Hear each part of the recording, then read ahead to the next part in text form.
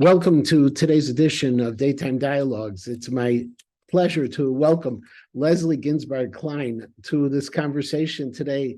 Leslie is the academic dean of the Women's Institute of Torah Seminary and College, an Orthodox Jewish college for women. She's also a great scholar, and most importantly, she is a former Chicagoan, the daughter of two very, very beloved members of our community, Coleman and Elise Ginsparg, who have done so much in our community to advance Jewish education, Jewish life, and really are pillars of the community. And so, Leslie, it's a pleasure to have you today, despite some initial problems with technology. Thank you so much for being here. You're welcome. I'm happy to be here. So I want to jump right into it. The reason I wanted to have a conversation with you is about all of the research you've done regarding women's education, and particularly the research you've done in the Beis Yaakov movement, which I find. And so let's just jump into it in a simple question. Beis Yaakov, when it was started, they were revolutionary. They were countercultural. And somehow they've become the image of something that's so very staid and proper. How did all that happen? Well, I don't think Beis Yaakov was the only movement that started revolutionary and then became establishment. I mean, I think that's oftentimes how things happen in history. You have a new trend, a new group comes up. They, at the time, are very radical, but over time, they become the establishment. Beis Yaakov is an example of this. Probably even the better example from the same time period is Agudas Yisrael. So Agudas Yisrael was at the time, which a very radical movement within Poland. They were the people who started Agudas Yisrael were followers of Rav Hirsch, and they were actually looking to kind of bring in this Hirschian approach to modernity into Poland, and that was extremely controversial at the time. And at a certain point in Beis Yaakov's history, Beis Yaakov got connected to Agudas Yisrael, and that was one of their many radical projects at the time, including things they were doing in boys' education, and Daf Yomi was very controversial at the time at its inception. And all of these things have become kind of institutions. So yeah, what you're saying is very true about Beis Yaakov, but I even think it's hard to imagine going to the most recent Siyum Hashas that Daf Yomi was extremely controversial at the time. I mean, opponents of Daf Yomi said that it was a ploy for Aguda to get more followers. But there were all different kinds of criticisms. I mean, besides the question if it dumbed down Gemara learning, that was one criticism at the time. But the other one was very political, that it was because there were a lot of political opponents, and politics at the time. When you think about today and all the politics in the community, like, that existed 100 years ago as well. Politics in Poland pre-war were cutthroat. Yes. Yeah. Not to minimize, and all of the images that people have of Europe that came straight out of Hollywood and Fiddler on the Roof are not what was going on. In fact, when Sarah Schneer started up Beis Yaakov, what was the reason she started up the Beis Yaakov movement or the Beis Yaakov? So she grew up in Krakow, and there's actually a lot of research done. There's a historian, Rachel Manikin, who's done research on the numbers of Orthodox women who were converting to Catholicism in Krakow that were in her time period, and when her contemporaries. There were just these really alarming numbers, and people in the community took notice of these women running away to convents. And for the most part, they're not converting to Catholicism. They're not running to these convents because they have some epiphany about religion. It's an escape. It was their only way out. When you start having compulsory education laws, where kids had to go to school, and that meant at the time state schools. So you have a lot of Jewish girls from Orthodox families, what would become called Orthodox families, going to these secular or sometimes even religious state schools. And there actually were higher numbers of girls going to these schools than boys for myriad reasons. One, because the cheder system was somewhat established. So So there were plenty of families where the boys are in traditional cheters and the girls are going to schools. And the community thought that that was great. Because they wanted girls. The community was very poor. So you needed women to have marketable skills. And, great, have women be the ones to learn Polish and languages and all these different secular skills and use them to help the support of the family. And also there were quotas, there were expectations of how many numbers of Jewish kids were going to be in these schools. And there were, in many areas, they used girls to fill that quota because better put girls in the schools than pull the boys out of cheder. But the reality that happens is you have these girls who have no formal Jewish education. Their only Jewish education is experiential in the home. And now they're in school and they're learning, they're learning science, they're learning math and philosophy and being exposed to a lot of different ideas that are not consonant with traditional Judaism. And there starts to be a great disparity between their knowledge of secular subjects and their knowledge of Jewish subjects. And that leads to a real gap. They start viewing Judaism as archaic, as old-fashioned, as crazy superstition. They don't have the tools or the background to maintain their Jewish observance once they're exposed to all of these forces from all these secular ideologies. And that's only going to be compounded if they're going to work in, let's say, a factory and think about just the time period. You're talking about the time of socialism and communism. Every ism under the book is rising up now. So give us some years that we're talking about. So we're talking about like the late 1800s into the early 1900s.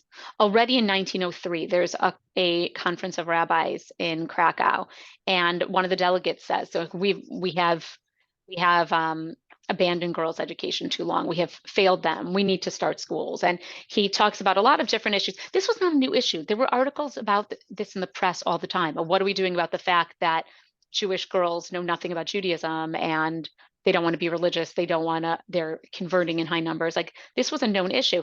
And he raises this issue and he brings up, on top of all of the other issues, he also mentions how there was a disproportionate number of Jewish women in prostitution and in white slavery, and that the lack of education and the lack of environment was contributing to that.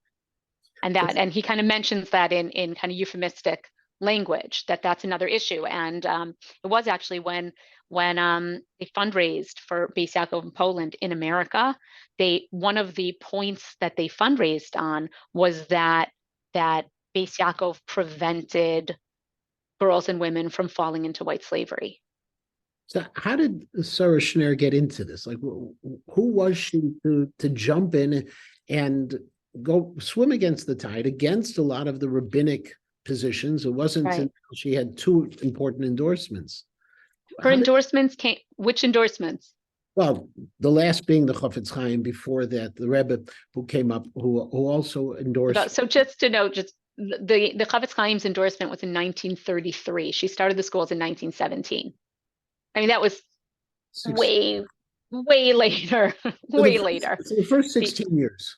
First of all, she was an absolute nobody, an absolute nobody. She was a nobody. She was poor. She was from a family of Belzer Hasidim. She was poor. She was uneducated. Her education was all, she went to state school until 13. She had no formal Jewish education. Everything she did was self-taught. But she had this like religious fire within her. Like, we have her diary and we have her memoir.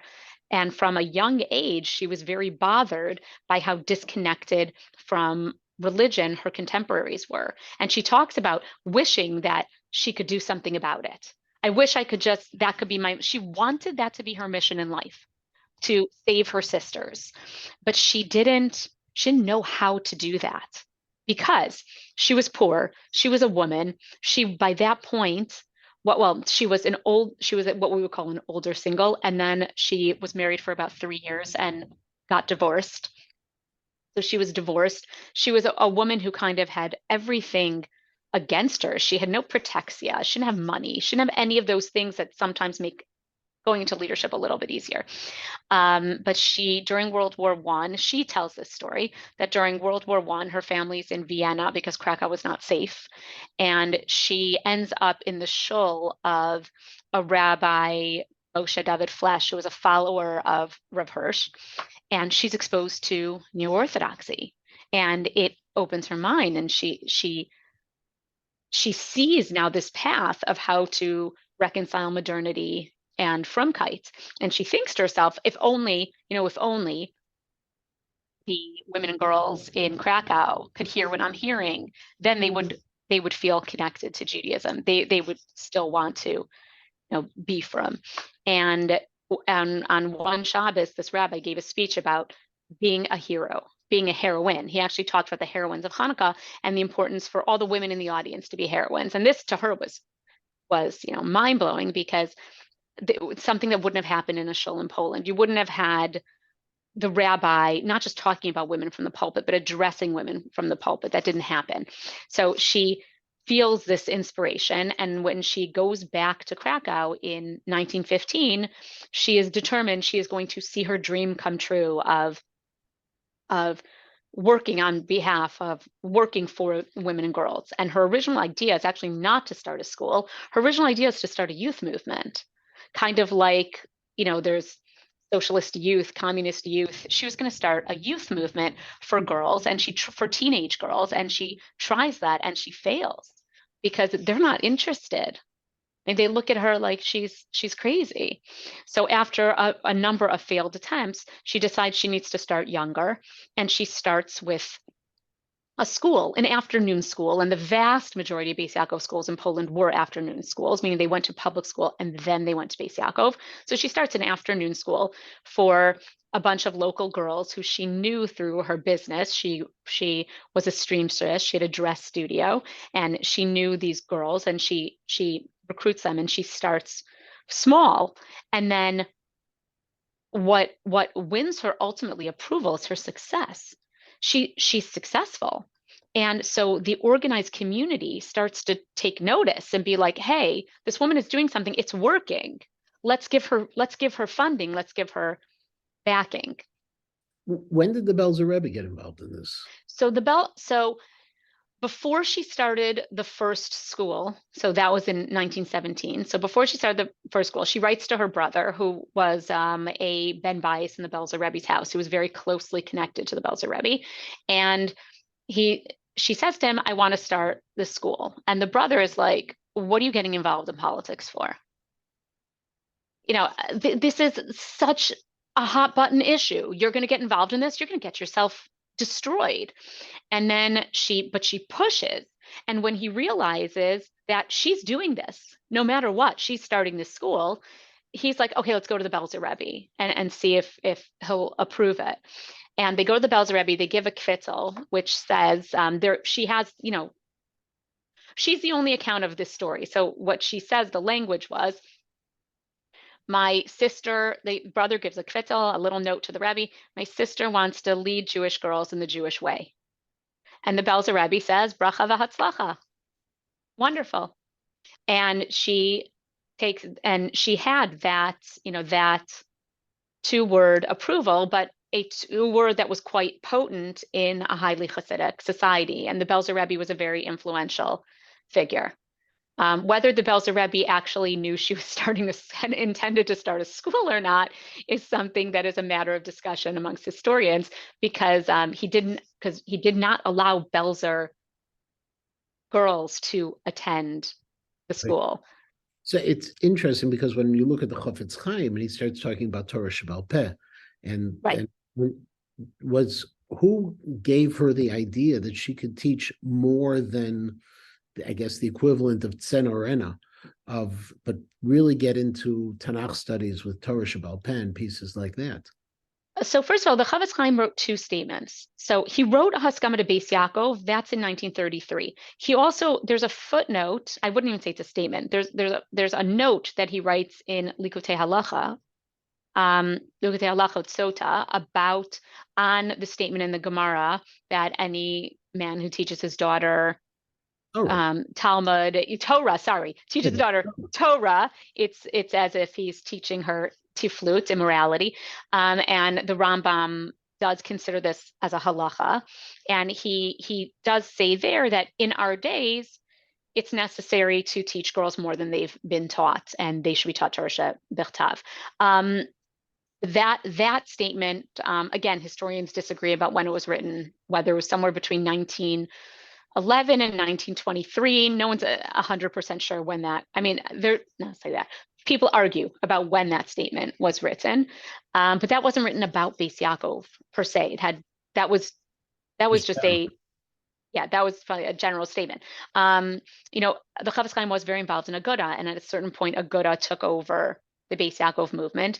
And because Aguda was so controversial, the Belzer Rebbe became an active opponent to Beis Yaakov after it became an Aguda project, because he was an opponent of Aguda. And, there's a lot of politics there. Rachel Manikin, who I mentioned, writes about this. So does Naomi Seidman. She has an excellent biography of Sarah Schneer that just came out about a year or so ago. So they both really go into the politics of interwar Europe. But the curriculum. Now, the curriculum, you asked about the curriculum. The curriculum was straight Rav Hirsch, Torah and Rav Hirsch. They Chorev, 19 letters. It was a very, very Hirschian curriculum. It was the curriculum was designed. Meaning, okay, let's start with this. Sarah Schneer, when she's starting with little girls. She's starting with the most basic things. As the school expands and when it becomes an Aguda project, so Aguda brings in these PhDs in education to design the curriculum. And it was straight, some of the names, Dr. Leo Deutschlander, Dr. Judith Rosenbaum Grunfeld. So they're creating curriculum. It's a very, very Rav Hirsch curriculum. Fascinating. I'm sure you don't know this. 20 some years ago, I had a teacher at Ida Crown who was coming to Ida Crown, and I asked if he would teach girls a Gemara class. And he was coming from Itri. And he said, I have to ask my Rosh Hashiva. I said, that's fair. And he asked from Shlomo Fisher whether or not he could teach girls Gemara. And from Shlomo Fisher, and I have the copy of the Tshuva, wrote, ever since the Chofetz Chaim permitted Torah Sheba'al Peh, there's no reason not, but you have to teach them with Rishonim and Achronim, and not to make it just paparot shel halacha, just little things along the way. So the statements that the Chofetz Chaim made about whether it's the Torah Sheba'al Peh in general or the Beis Yaakov movement, in some ways actually continue to reverberate in our generation. But he restricted Torah Sheba'al Peh. I know. Meaning his real permission was on Torah Shebechtav. But when you're dealing with already Meforshim on Chumash, you're already dealing with Torah Sheba'al Peh. I mean, yeah, right. It's all Torah Sheba'al Peh. I once asked Necham Leibovitz many years ago about whether or not she'd learned Gemara, because she was always quoting Gemarot. She said, "Lo, lama, lo lamdim." But I learned Tanakh, and to learn Tanakh, she knew She knew, right, everything along the way. So when Beis Yaakov starts out, it's an afternoon school. Right, but the difference is Talmud as a subject, and that is where the difference is. When it starts out as a afternoon school, when does it become the seminaries that we know today, the day schools that we know today? So closer to World War II, when it was much more established. So they started having, in large cities, day schools, like ones where they could get government approval. Like that was the direction that Aguda wanted to take both girls and boys' education. And actually, one could argue, they were thrown into Chayrim for suggesting this for boys, that we have a school that teaches a Jewish school that teaches secular studies to boys. Like that idea was even probably more revolutionary and controversial than the idea of having a girls' school that taught both. But that was the direction they were going in both boys and girls' education, was to get these schools approved by the government as equivalent to the state schools. And what we would consider today's day schools. You teach what the state mandates, plus you have Jewish studies, so that they wouldn't have to be in the secular schools at all. That was the goal. They had achieved that with Beis Yaakov in the big cities.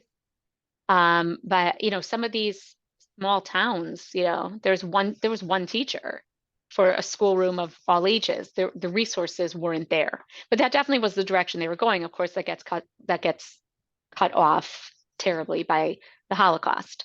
When the seminary they had already, the seminary was started on some level. The seminary was started. Sarah started it herself, where she just had older girls who were interested, literally living with her and teaching with her, and she trained them. The seminary becomes, in Eastern Europe, the crown jewel of the Beis Yaakov movement. That's if you've ever seen pictures of the building on Stanislaw 10, that was the seminary building. The seminary attracted girls, the seminary in Krakow attracted girls from across Eastern Europe. It was a 2-year program. They were living in a dorm away from home, which was kind of revolutionary at the time. You know, girls didn't leave home before they got married. And then in order to attend the seminary, they had to commit. This is like a forerunner of Teach for America. They had to commit to 2 years teaching in a town away from their family, like not their hometown. That was a requirement of admissions. They'd teach for 2 years. So that meant that for 2 years, they were devoting themselves 100% to the movement. You're trained for 2 years, you're taught for 2 years. And they wanted it to be in a town, not your hometown, because they didn't want any split obligations. They didn't want, there to be familial obligations. You had to be able to devote yourself 100% to your students. Now, was this planned, when you say they, was this Sarah Schneer who was doing this, or this already is the broader Aguda advisory? When you get to that point, that's hard to know exactly. She was still very involved in the seminary.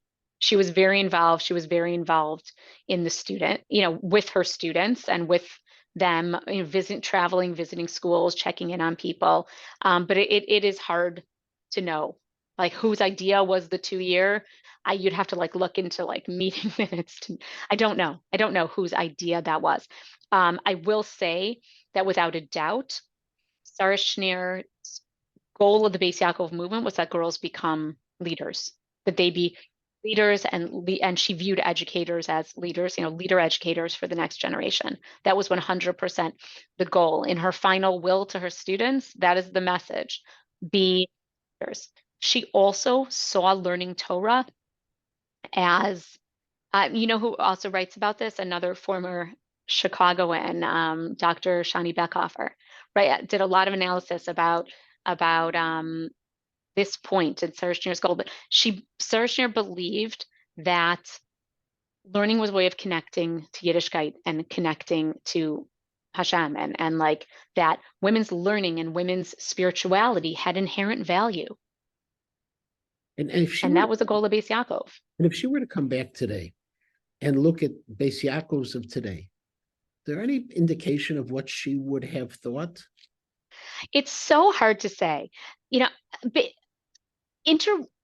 Interwar Europe and 21st century America are such different settings. So you asked me about America. So when Beis Yaakov started in America, it started from the start as a day school. By that time, by the 1940s, the Orthodox community the leadership had already given up on supplementary schooling and was moving towards day schools. So when the first schools started, they started as day schools. Rebbetzin Vichna Kaplan, who started the first Beis Yaakov seminary and high school in America, she starts for a few years. She's teaching classes at night around her dining room table. But fairly quickly, within a few years, she has a full day school. And that was the model in America.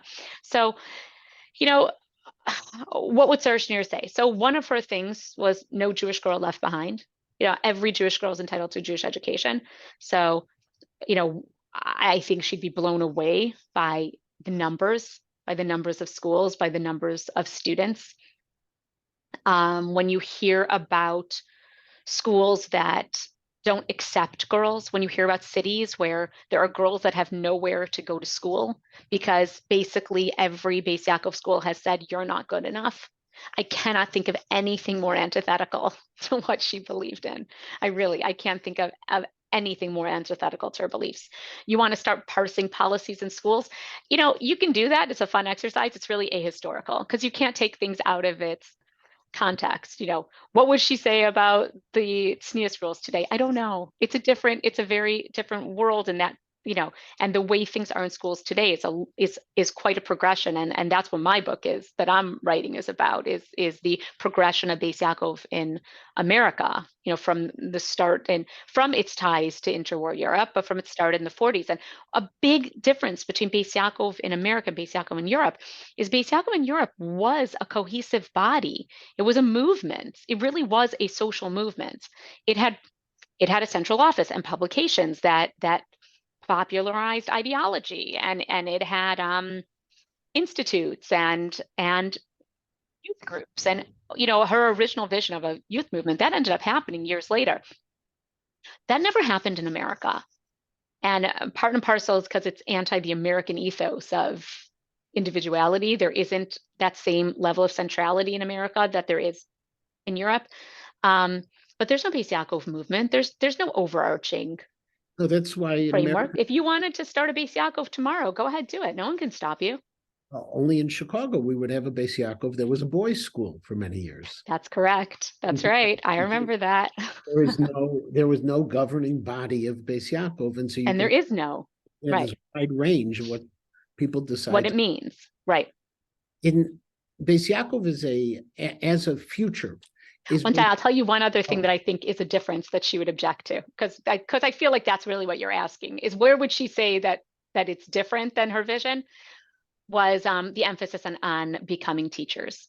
That early on in Beis Yaakov in Europe, and definitely early on in Beis Yaakov in America, there was a real push that if you have the ability to teach, you should become a teacher. There's no higher or holier calling than education. And I feel like what I see today more is in encouraging girls to go into fields that are lucrative. And that's pushed more than, I don't think there's a push anymore to become teachers. And I believe that our schools are suffering for it, because girls young girls, women who have the talent and the ability and drive to be teachers are being directed into other fields, now going into other fields. And that's a crisis in our community that our community needs to deal with. This is a new crisis also in terms of teachers, because part of the teachers shortage within especially the Haredi world are the girls coming back from seminary are not necessarily going into teaching. They're going into professions that are more lucrative, as you mentioned. You also mentioned there's a book. Tell us about the book a little bit. Oh, my book? So my book is based in part on my dissertation, but my dissertation ended in the mid-'80s, and my book extends into the 21st century about the history and the development of Beis Yaakov in America, and specifically about how Beis Yaakov became a cultural center for girls within Orthodox Judaism, which you could argue it was in Europe as well. That there is this culture of Beis Yaakov that is very integral to the experiences of girls and women in the Yeshivish community, and there is an identity of being a Beis Yaakov girl and what that means. And our time is up. Otherwise, I would ask many, many more questions. When will the book be available? I don't know. Academic publishing is slow. I would say best case like 2 years. Okay, we'll That's look hoping. forward to it. And I want Certainly, I'm happy to come back when it comes out. You'll come back before, because I have a lot more questions, Leslie. I really appreciate this. This half hour has gone by very, very quickly. In fact, I think more than a half hour has gone by. But I want to thank you. I want to wish you great hatzlacha in finishing off that book, but also your scholarship enlightens and enriches people's lives. And so thank you so very much for all that you do. You're welcome. Thank you. I look forward to continuing this conversation. Have a wonderful day. Thank you. You too. You too.